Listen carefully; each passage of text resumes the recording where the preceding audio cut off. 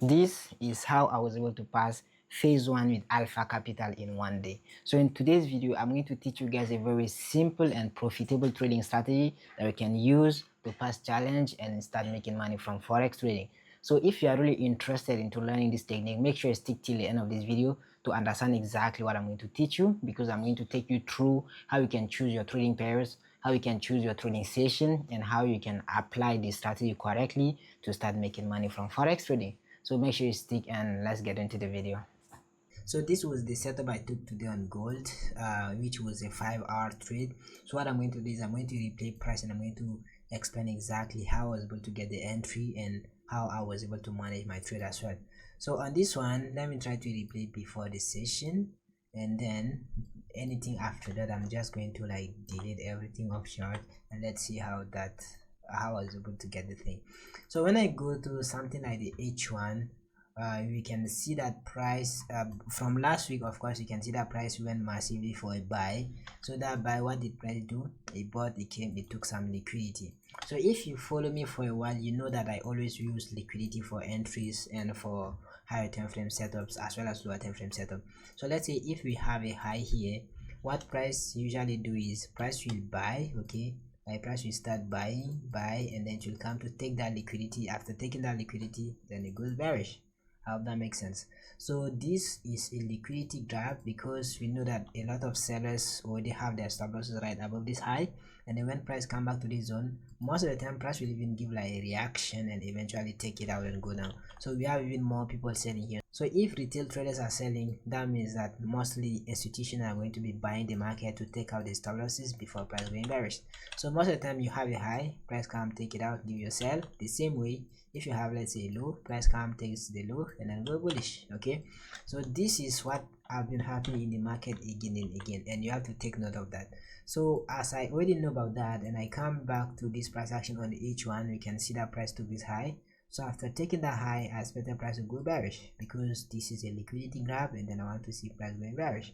So as I now know that on the higher time frame I want to see price going bearish, the next thing I want to know is like the target, where is price more likely to go. So when I zoom in on the H1 again, I can see that we have some fair value gap here that price can actually come and fill, and we also have some breaker block here, and we have this unmitigated wick. So we have a lot of reason for price to come hit this zone before give us a buy setup. So all I want to do is I want to sell that pullback to this zone to maybe probably price going bullish later. But the most important thing here is I just want to see price selling and come to this zone. So if I know that price will have to come to this zone, I will be selling price to this zone. That's it. So now all I do is I go to my lower time frame. Okay, alright, so as you can see here on my lower time frame, I have 3 sessions as usual. I have my Asia session, I have my London session, and I have my New York session. I don't trade Asia, I only trade London and New York. So if you are free to trade London, trade not London. If you are free to trade New York, trade New York. There's nothing like, there's no rule such as trading New York and trading London. Like there's no rule, you can trade London and you can trade New York. It depends on you, it depends how free you are to trade the session. So I think at this zone I was still sleeping because I slept late, so price and end up going, like, you want to see some market structure being formed first. So in this case, this is what price gave me.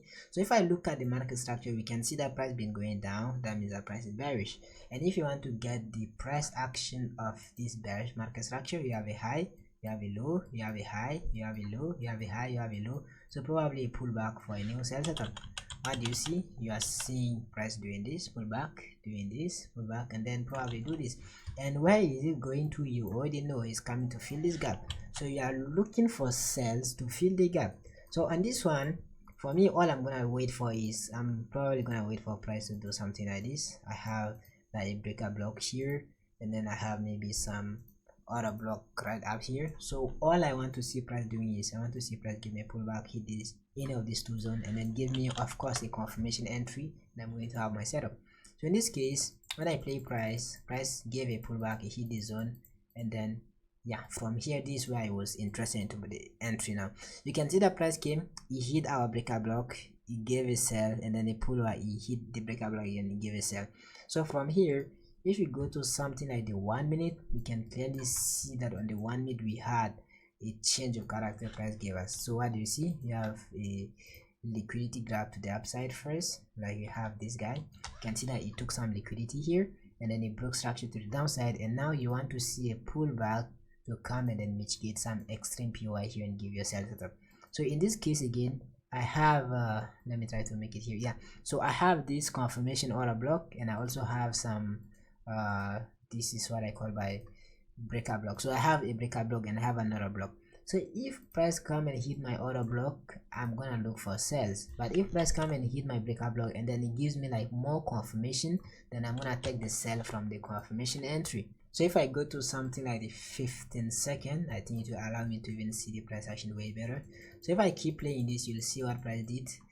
So when you read this, I know it's a bit difficult to read, but I'll show you guys like a trick for you to be able to read it. So you can see that this pump took this high and then it broke this low here, and then from breaking that low you definitely expect some sort of pullback for a sell setup, right? But for me, I did not want to like wait for some 0.1p pullback. Okay, so what I usually do is if I get like a change of character on the second time frame, I just enter right away from there and I have my stop loss. I cannot have a stop loss right above this guy because that's gonna be like very aggressive, so I put my stop loss somewhere around this high, and then my TP has to be pretty much around 5R. So let me extend my TP for something like 5R. Yeah, so this was basically the setup I had. So all I had to do is price, I think price even gave a pullback. See if I waited a bit, maybe price would have given me this sort of a sniper entry. But yeah, so this was pretty much where I had the entry, and then I had to just like hold my trade. And if you ask me how much did I risk 1% on this trade, because phase 2 I need to make 5% to pass. So if I risk 1% on a 5R trade and 5R hit, then that means I should be able to make 5%. So that's what I did here, and then all I had to do is I have to hold my trade. It took a while because I don't know, price always takes a while for some reason, and eventually hit my TP.